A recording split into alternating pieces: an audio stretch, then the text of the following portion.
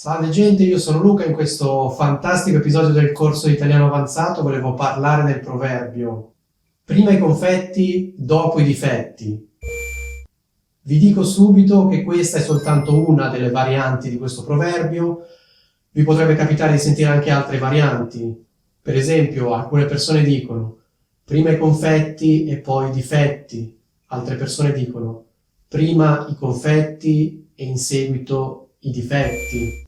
Ci sono anche persone che fanno delle perifrasi del tipo prima i confetti e poi si notano i difetti, oppure prima i confetti e poi in seguito emergono i difetti. Ci sono anche persone che invertono l'ordine delle parole, quindi dicono i difetti dopo i confetti, oppure i difetti emergono dopo i confetti. I difetti si notano dopo i confetti. I difetti si iniziano a notare dopo i confetti, eccetera, eccetera. Comunque sia, a prescindere dall'ordine delle parole, il punto è che ci sono prima i confetti e dopo, in un secondo momento, i difetti. Cosa significa questo proverbio? Allora, diciamo che questo proverbio può essere usato in due modi leggermente diversi. Il 90% delle persone usa questo proverbio per riferirsi al fatto che dopo il matrimonio emergono i difetti del partner, del coniuge. Il punto sottolineato da questo proverbio è che di solito prima del matrimonio alcuni difetti non sono evidenti. Perché non sono evidenti? Perché determinati difetti si notano soltanto quando si inizia a convivere con una persona. Quindi spesso, anzi il più delle volte, una persona appare in un determinato modo, poi dopo che l'abbiamo sposata ci rendiamo conto che questa persona non è così, ha dei difetti che non pensavamo avesse. Cioè dopo che sposiamo questa persona ci rendiamo conto che questa persona ha dei difetti che noi ignoravamo, noi non pensavamo che avesse questi difetti. Anche perché verosimilmente se avessimo saputo che aveva questi difetti magari non l'avremmo neanche sposata. Però come spesso capita nella vita, certe cose uno le scopre dopo, non può saperle prima. Quindi dalla mia spiegazione capite perché si usa la parola confetti. La parola confetti qui sta per matrimonio. Perché? Perché in occasione del matrimonio vengono dati i confetti. Cosa sono i confetti? I confetti sono un tipo molto molto particolare di cioccolatini che vengono usati in occasione di determinate cerimonie.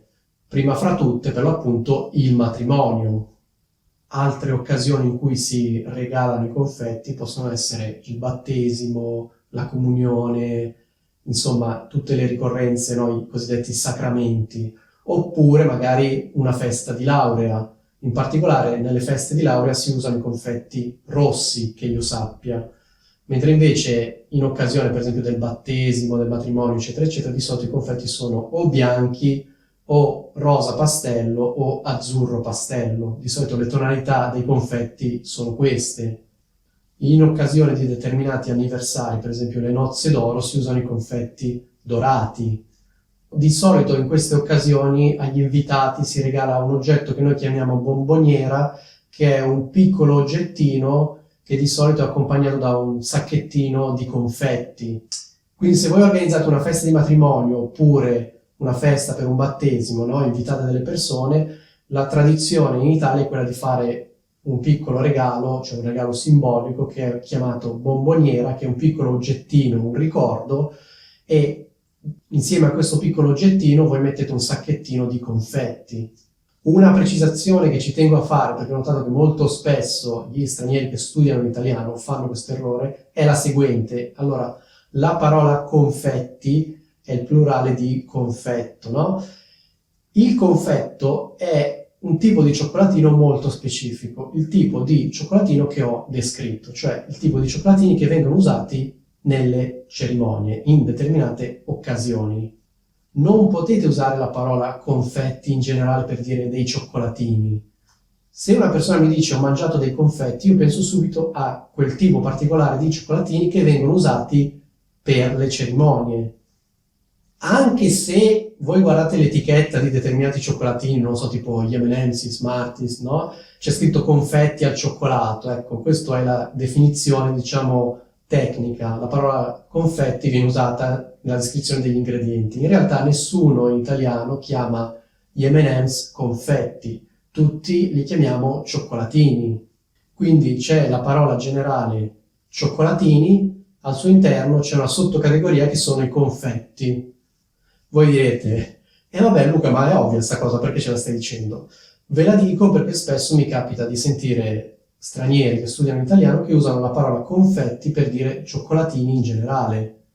E visto che c'è questa associazione tra confetti, feste e cerimonie, se qualcuno mi dice ho mangiato dei confetti, mi viene spontaneo domandarmi e domandargli ma perché? Che festa c'è stata? Che cosa avete festeggiato?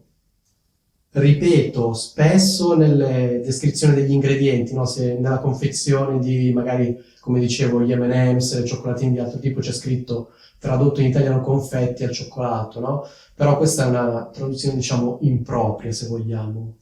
Comunque sia, ritornando al significato del proverbio, diciamo che nel 90% dei casi questo proverbio viene usato in questo modo, cioè per riferirsi ai difetti del coniuge, difetti che non erano evidenti prima del matrimonio. Quindi è un proverbio che viene usato quasi esclusivamente nell'ambito del matrimonio. Alcune persone però usano questo proverbio in senso lato, quindi non soltanto per riferirsi al matrimonio, ma per riferirsi in generale a contratti di qualsiasi tipo. In altre parole, usano questo proverbio per dire che determinati difetti, o meglio, determinati svantaggi a cui andavano incontro, non erano evidenti nel momento in cui hanno firmato il contratto. Quindi questo proverbio in senso lato viene usato per riferirsi al fatto che nella vita spesso noi magari firmiamo un contratto, leggiamo le condizioni, ci sembra che vada tutto bene, non ci rendiamo conto di niente di particolarmente strano, poi cosa succede? Dopo che l'abbiamo firmato, in realtà poi nella pratica ci rendiamo conto che ci sono dei problemi che non avevamo previsto. Perché magari prima che noi firmassimo il contratto l'altra parte ci aveva presentato le cose in un determinato modo, ci sembrava tutto bello, perfetto, eccetera, eccetera, poi però dopo aver firmato il contratto ci rendiamo conto che ci sono dei problemi che prima non erano evidenti. E quindi in generale questo proverbio si riferisce insomma al concetto di brutte sorprese, al fatto che spesso nella vita i problemi emergono dopo. All'inizio sembra tutto bello, sembra tutto rose e fiori, per esempio nel caso del matrimonio sembra che noi abbiamo trovato il partner perfetto, poi di solito va a finire che vivendoci insieme notiamo alcune cose che non ci piacciono, alcuni difetti che non avevamo notato. Ecco, questo è quanto. Spero che questo proverbio vi sia piaciuto. Se vi è piaciuto, mi raccomando, lasciate un fantastico mi piace qua sotto. Detto ciò, vi saluto.